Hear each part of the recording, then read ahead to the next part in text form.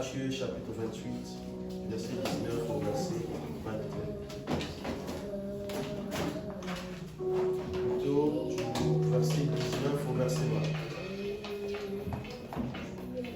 Je vais lire, après ensemble nous allons faire la lecture. Allez, faites de toutes les nations des disciples, les baptisant au nom du Père, du Fils et du Saint-Esprit, et enseignez-leur à observer tout ce que je vous ai prescrit. Et voici, je suis avec vous tous les jours jusqu'à la fin du monde. Est-ce que nous pouvons répéter ce passage ensemble? Allons-y. Allez, faites de toutes les nations des disciples, les baptisant au nom du Père, du Fils et du Saint-Esprit, et enseignez-leur à observer tout ce que je vous ai prescrit. Et voici, je suis avec vous tous les jours jusqu'à la fin du monde. Est-ce que nous pouvons acclamer pour le roi des rois? Que Dieu vous bénisse, prenez place. Et aujourd'hui, nous voulons parler de notre thème qui est intitulé le tabernacle. Le tabernacle. Un thème tellement vaste, un thème tellement grand. Et nous n'allons pas courir derrière la montre, nous allons aller tout doucement. Prendre notre temps, et je nous conseille de poser des questions quand il y a lieu afin de comprendre, parce qu'il s'agit là de toute la Bible. Le tabernacle. Le tabernacle incarne toute la parole de toute la vie de Jésus, toute la vie de Dieu. Et si nous avons compris le tabernacle, ça veut dire que nous avons compris la position de Dieu. Amen. Nous avons déjà. Est-ce que quelqu'un a déjà entendu parler de ce mot tabernacle?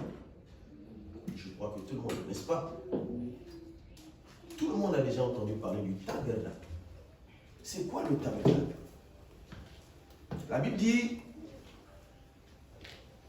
que quand le peuple d'Israël est sorti de l'Égypte, le but de cette sortie, c'était pour aller faire quoi? Aller adorer. C'était pour l'adoration. Il n'y avait pas autre chose qui avait suscité ou qui avait provoqué la descente de Dieu sur la terre, parce que la Bible dit qu'il avait entendu écouter les cris de son peuple et il était descendu pour libérer ce peuple.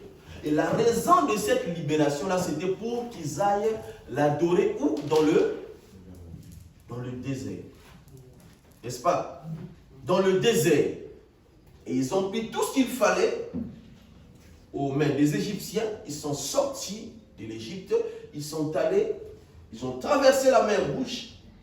Arrivés quelque part, la référence, le lieu où Moïse avait reçu son appel, sa vocation, Dieu les interpelle, les demande d'aller. Ils sont restés pendant longtemps, discuter avec un frère sur la durée, en fait, de l'Égypte jusqu'au mont Horeb. Il s'est passé un temps. Parce que la durée totale du peuple de l'Égypte à Canaan, c'est combien de temps? C'est 40 ans. Que Dieu vous bénisse. C'est 40 ans. Mais de la sortie de l'Égypte jusqu'au mont Horeb, là où ils ont reçu la table de la loi, c'est au même endroit que Moïse avait reçu sa vocation. C'est au même endroit. Ce n'est pas une coïncidence. Dieu voulait juste rappeler à son serviteur que voilà, comme c'est là que tu as reçu, et c'est là aussi que tu recevras la loi qu'il faut pour que tu puisses faire le chemin que j'ai tracé pour toi et ton peuple. Amen. Donc il y a une durée. Ils sont restés là pendant longtemps. Sous la montagne d'Horeb, ils sont restés là. Et c'est là-bas qu'ils ont tout reçu. Avant de continuer, parce que de l'Égypte jusqu'à la montagne, il n'y avait pas de loi, n'est-ce pas? Il n'y avait pas de loi. Et dès qu'ils arrivent, comme tout peuple, pour marcher, il faut qu'il y ait la loi. Et Dieu a donné la loi. Et c'est là, sur cette montagne, que Dieu a sorti la révélation du tabernacle. Il a dit à Moïse, et voilà, comme preuve. Parce que Moïse partait de dimension en dimension. Il a posé tellement de questions. Il a dit que Moïse parlait face à face avec Dieu. Il parlait avec Dieu. Et Moïse, à chaque expérience qu'il traverse, il voulait expérimenter dans la dimension qu'il atteignait pour comprendre Dieu. Parce que Dieu, on ne peut pas comprendre dans sa totalité. On le connaît qu'en partie. Et au fur et à mesure qu'il avançait avec Dieu, il voulait comprendre ce qu'il voulait enseigner. Et Dieu là voulait aussi enseigner que malgré que je me suis manifesté sur la montagne, parce que dans la conception de l'époque, Dieu ne pouvait se manifester que sur une montagne. Amen. Donc, au-delà de la montagne, il n'y avait pas Dieu.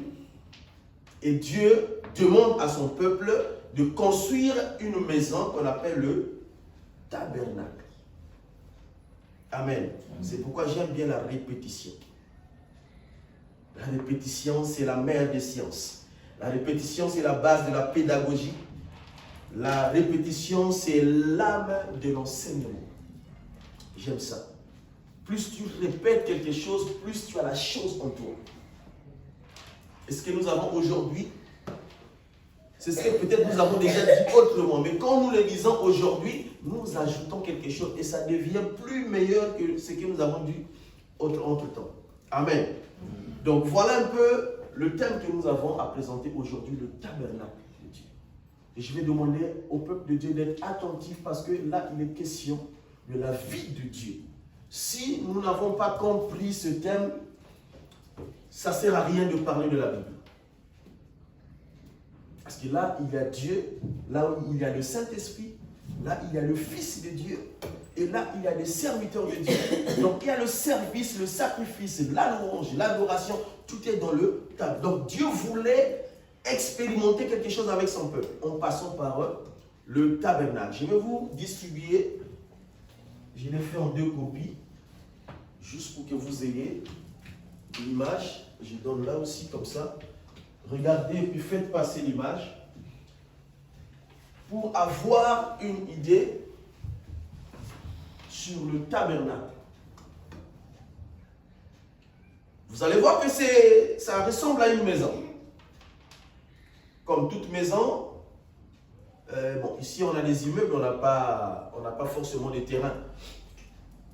Il faut avoir un pavillon, un endroit où il n'y a pas... Mais chez moi, tu as une parcelle, tu as un terrain. Donc tu as la maison et tu as la cour dans ta parcelle. Et la cour là, c'est ce que vous voyez, ce qui s'appelle le parvis. Et la maison est à l'intérieur de la cour de la parcelle.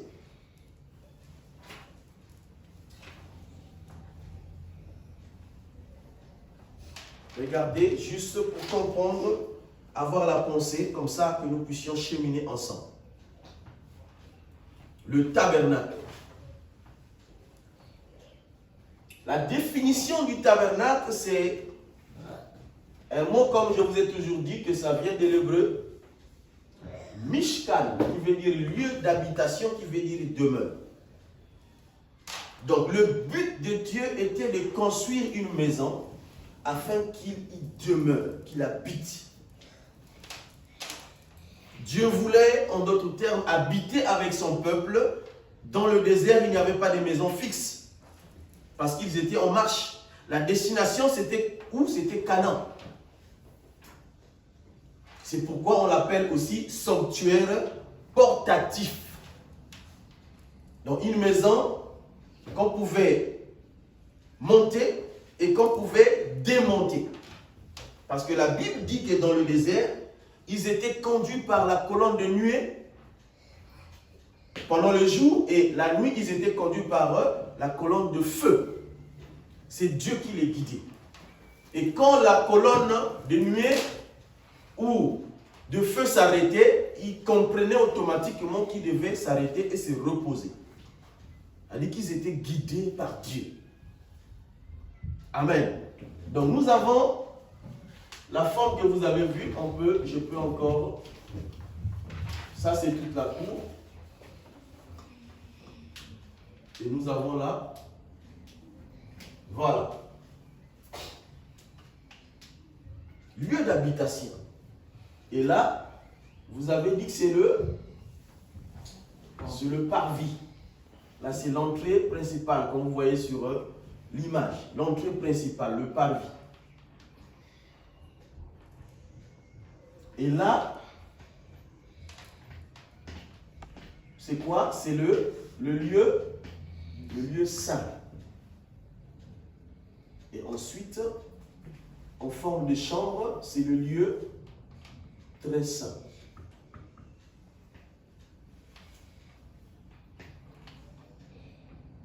La porte devait toujours se situer du côté de l'est, là où le soleil s'élève. Et vous allez voir, j'ai ajouté, il y a est, ouest, et il y a nord et il y a sud. Et dans plusieurs versions, juste pendant ma conversion, j'avais des problèmes pour déterminer le sud, parce que dans les versions que j'ai lisées, c'était écrit midi. J'ai vu la définition, c'était le sud. Donc quand on dit que le midi de la France ici, on peut dire que le midi de la France, c'est Marseille.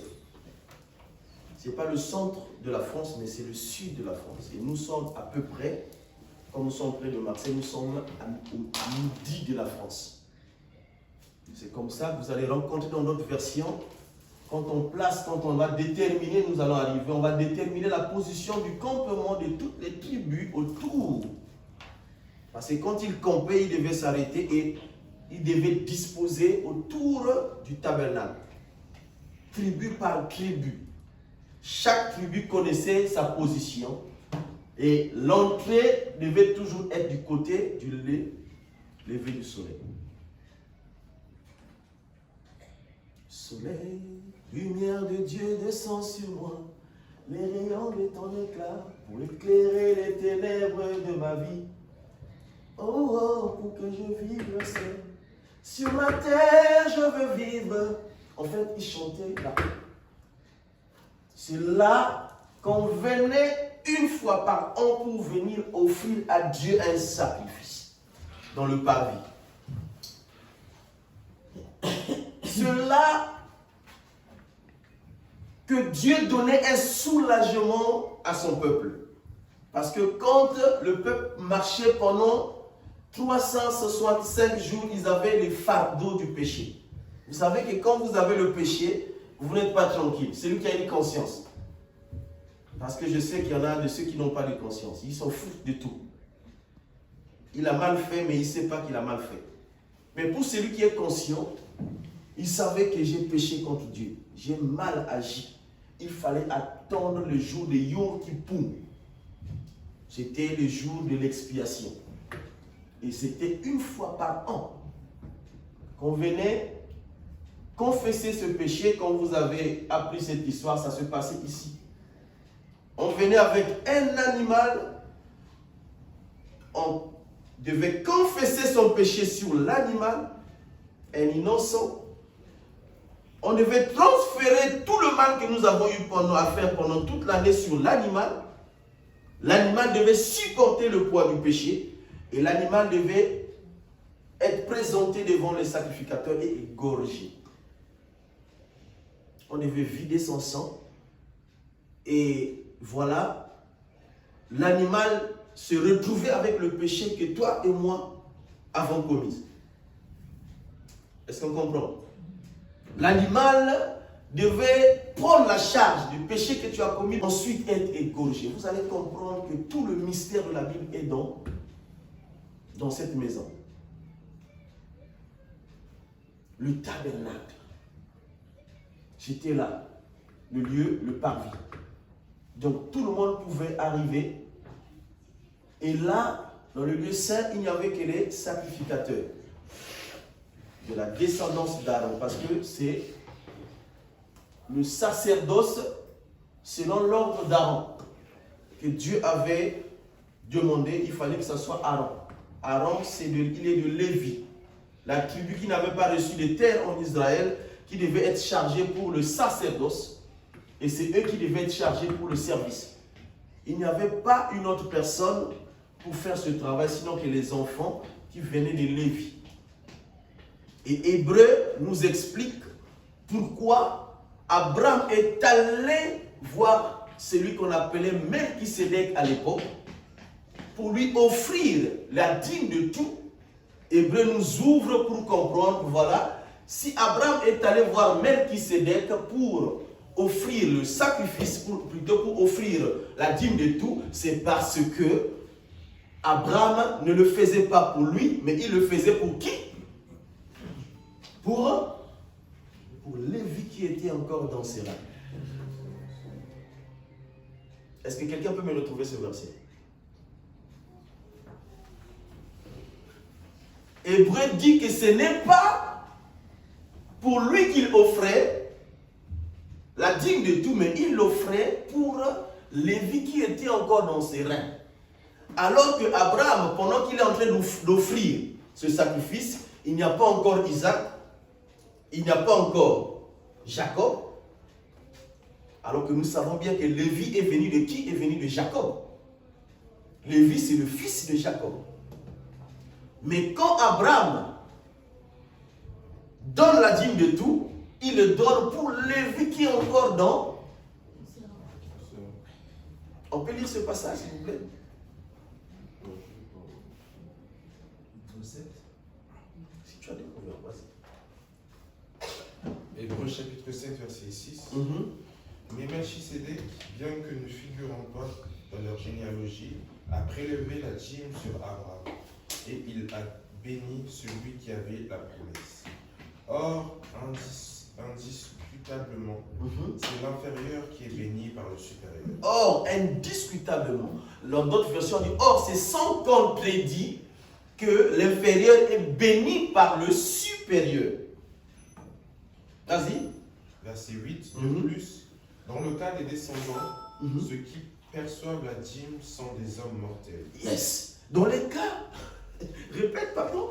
De plus, dans les cas des descendants de Lévi, ceux qui perçoivent la dîme sont des hommes mortels. Ceux qui perçoivent la dîme sont des hommes mortels. Mais qui est Melchisédek?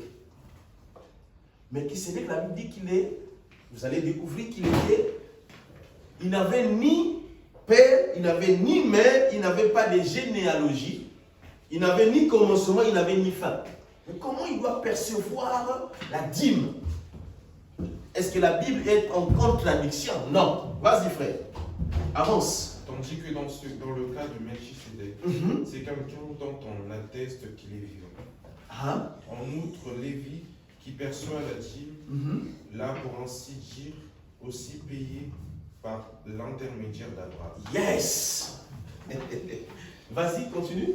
Verset 10, il était en effet encore dans les rangs de son ancêtre lorsque Melchisédek est allé à la rencontre d'Abraham. Il était encore dans les règles de son ancêtre. Son ancêtre, c'est qui? C'est Abraham. Lorsque Melchisédek s'approche d'Abraham, il n'avait pas encore son père, il n'avait même pas encore son grand-père. Parce que Lévi est le fils de Jacob. Lévi, c'est le petit-fils d'Isaac. Est-ce que vous comprenez ça? Ça va? Vas-y, continue. Verset 11, si donc la perfection avait été possible à travers le mystère des prêtres lévitiques, car c'est bien sur lui que repose la loi donnée au peuple. Amen. Tu peux t'arrêter la fin. Donc, nous comprenons que la dîme qui est donnée à Melchisédek était symbolique. Était pour cette tribu. En fait, je voulais juste expliquer la tribu qui était en charge du sacrifice et que eux, ils devaient se nourrir de la dîme. Parce qu'ils n'avaient pas de terre. Dans le principe, quand Dieu a donné les terres aux 11 tribus, il a interdit à la tribu de Lévi d'avoir une terre. Parce que leur terre, c'était le service. Or, pour manger, il faut avoir des terres pour cultiver, n'est-ce pas? Donc, comme ils sont privés de terre, qui mangent par la dîme. On arrivera quand on parlera de la dîme et des offrandes. C'est un message que j'ai réservé. On va en parler de la dîme. C'est très important. Donc, les sacrificateurs sont chargés du sacerdoce selon l'ordre de Aaron. Aaron, qui avait déjà payé sa dîme avant même la naissance de son père, de son grand-père. Vous comprenez ce mystère? Donc lui ici, il est en train de servir. Vous lui donnez, lui déjà, par l'intermédiaire de son arrière-parent, il avait déjà donné sa dîme à Dieu. Parce que je crois que Melchisédek, c'est Dieu. Amen. Faites attention quand vous avez des débats bibliques. Il faut vraiment beaucoup méditer. On a eu une pensée avec un frère aussi comme ça. Et quand il présente Melchisédek, il le présente comme étant un ange. Je dis, ben oui, tu le présentes, mais mentionne-moi la contrée où vivait Melchisédek.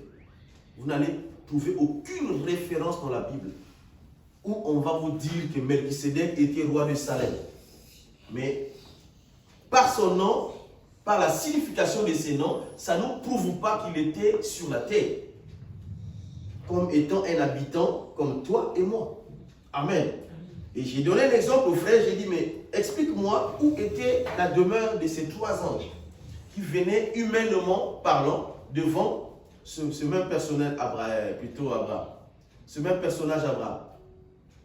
Ils sont venus, quand vous avez l'histoire de la destruction de Sodome et Gomorrhe, les 3 anges venaient, ils étaient de passage. Et Abraham les a fait arrêter et il a proposé de les préparer un gâteau.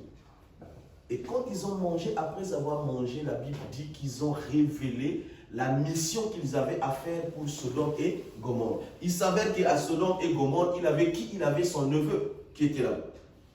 Et j'ai dit au frère, mais est-ce que tu peux situer la maison de ces 3 anges sur la terre? Parce qu'ils étaient sur la terre. Est-ce que leur domicile était sur la terre? Non. Ils ont pris la forme humaine pour venir accomplir une mission. Et c'est le cas de Melchisédek. Quand la Bible déclare qu'il n'avait pas de généalogie, ça veut dire qu'il n'est pas de la terre, il n'est pas le fruit de la terre. Il n'avait pas de père, il n'avait pas de mère. Est-ce qu'on peut nommer un roi sur la terre qui n'a pas de généalogie? C'est impossible. Amen. C'est impossible. Qui n'a pas de domicile, mais c'est un roi. Alors que nous savons qu'un roi comme David, c'était quelqu'un qui habitait quelque part et qui partait en combat, qui combattait, qui faisait des choses. Mais la petite partie là de Genèse nous présente une personne, mais après, tac, ça coupe. On ne parle plus de lui. Melchisédek, c'était Dieu en personne. Donc Dieu a déjà, si on vous pose une question, est-ce que Dieu a déjà habité la terre avant Jésus? Plusieurs fois. Dieu est venu comme un homme, comme un humain sur la terre. À plusieurs fois. Voilà. Donc c'était les sacrificateurs qui sont chargés du tabernacle. Est-ce que jusque-là c'est bon? Ça va? Je vous ai dit on va aller tout doucement. Et le but ici c'est de comprendre ce schéma-là. Qu'est-ce que ça veut dire? Nous allons du parvis que nous avons expliqué, l'animal qu'on a porté, on transmettait le péché. Et le péché sur l'animal devait être sacrifié. Un innocent, et je crois que là, vous allez commencer à voir quelqu'un. Ça ne va plus être un animal, ça va commencer à prendre la forme d'une personne que vous connaissez très bien, qui est Jésus. Dieu te bénisse. Qui est Jésus? Parce que Jésus, c'est lui seul qui est venu prendre le poids de l'humanité. Là, c'était individuel. Tu as amené un animal, chacun devait transmettre ses péchés sur un seul animal. Mais là, c'est toutes les nations qui sont venues imposer leurs mains sur un seul animal. Mystère. Et cet animal-là, c'est l'agneau immolé qui est Jésus. Donc nous avons ici. Et tout était permis ici. Et ici, on avait 2 instruments, 2 éléments. On avait la cuve de rein, qu'il a dit, que Dieu te bénisse. Et là, il y avait quoi? L'autel des sacrifices. Que Dieu te bénisse. Donc, il y avait 2 éléments. Il y avait la cuve de rein qui servait d'ébullition. Donc, tout le monde, pour entrer, devait se nettoyer, qui symbolisait le péché qui devait être lavé, la purification que nous voyons jusqu'aujourd'hui avec les musulmans qui se lavent, je crois, 3 fois ou 4 fois par jour. Ils se lavent le visage, ils se lavent les mains, les pieds, c'est ici, dans le lieu saint, et dans le parvis. Il y avait, la cuve était à l'intérieur, il y avait le miroir. C'est-à-dire que pendant que tu te lavais les mains, tu te regardais. Amen. Tu regardais ton visage. Alléluia. Et là, à côté, il y avait l'autel de sacrifice. Est-ce qu'on peut représenter cet autel-là par quoi? Par un barbecue. Parce qu'il faut faciliter le langage. L'autel de sacrifice. Ça peut paraître comme un autel normal. Donc c'est là-bas qu'on mettait l'animal qui était égorgé pour qu'il soit consumé par le feu. C'est là dans le parvis. Ces deux éléments. Et les sacrificateurs étaient ici, à l'intérieur. Où à l'intérieur, il y avait quoi? Il y avait le chandelier d'or surmonté de 7 branches. Et il y avait la table des pains de proposition. Amen. Que Dieu te bénisse. Et nous allons petit à petit commencer à expliquer la cuve de rein, nous allons expliquer l'autel, et vous allez comprendre que dans l'ensemble du tabernacle, c'est la vie d'un individu. Souvenez-vous, quand on a parlé de l'homme, on a dit, il a l'esprit. Non, il a l'esprit. Il a quoi? L'âme et le corps. Donc, on peut identifier le tabernacle par le corps, où tout le monde pouvait avoir accès, et l'âme, où un nombre restreint de personnes qui pouvaient avoir accès, et l'esprit, l'intimité de Dieu. Et dans le lieu très saint, il y avait, c'était là en fait la demeure de Dieu, le secret de Dieu, lieu très saint. C'est là-bas qu'il devait rentrer le souverain sacrificateur Aaron, devait rentrer une fois par an pour aller présenter le péché et attendre la réponse de Dieu. Et là-bas, il y avait le coffre de Dieu. Il y avait la présence de Dieu. Qu'on appelle quoi? L'arche de l'alliance. Et dans l'arche de l'alliance, il y avait la table de la loi. Il y avait quoi? Le bâton d'Aaron qui avait déjà fleuri. Et il y avait quoi? Il y avait la manne. C'est-à-dire que le tout dernier pain qui tombait dans le désert, qu'on avait pris pour témoigner à la descendance d'Israël, que voilà ce que nos parents ont mangé durant les 40 ans de désert, de pèlerinage, dans le tabernacle. Est-ce que jusque-là, ça passe? Parce qu'on va s'arrêter là. Et nous allons continuer petit à petit. Le problème ici, c'est de comprendre le but du tabernacle. À ne pas confondre, je l'ai énuméré, à ne pas confondre avec la tente d'assignation de Moïse, qui est dans Exode 33, versets 1 à 11.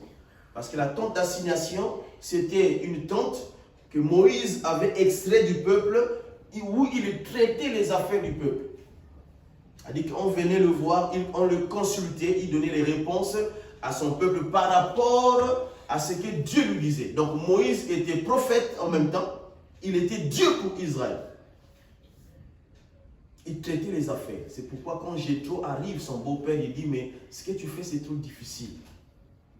Il faut que tu trouves des gens, que tu nommes les anciens, on va y arriver. Et que tu nommes parce que tu ne vas pas arriver. La charge est trop lourde pour toi. Tu peux avoir la vision, mais quand Dieu met à côté de toi les gens, c'est pour que ces hommes-là et ces femmes-là t'accompagnent dans la vie. C'est le cas de Jésus. Jésus était entouré des disciples. Il y avait des femmes qui apportaient, il y avait des hommes qui étaient là. C'était pour les confier, pour faciliter la mission. Amen. Donc quand il a reçu le conseil de Jéthro, c'était pour nommer les anciens qui connaissaient, il fallait les éduquer selon la loi, afin qu'eux aussi à leur tour qu'ils soient capables de former ou de transmettre les problèmes faciles de l'assemblée. Afin que quand ça va être compliqué, ils ramènent vers toi. Est-ce que nous pouvons nous mettre debout? On va s'arrêter là. Donc le but ce matin était de comprendre, d'avoir la pensée de Dieu sur le tabernacle, d'avoir l'image du tabernacle et de comprendre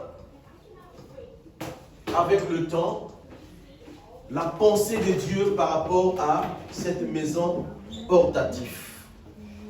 Nous allons élever nos voix et nous allons demander à Dieu afin que Dieu nous conduise, afin que Dieu nous amène dans la pensée de comprendre la volonté exacte de Dieu.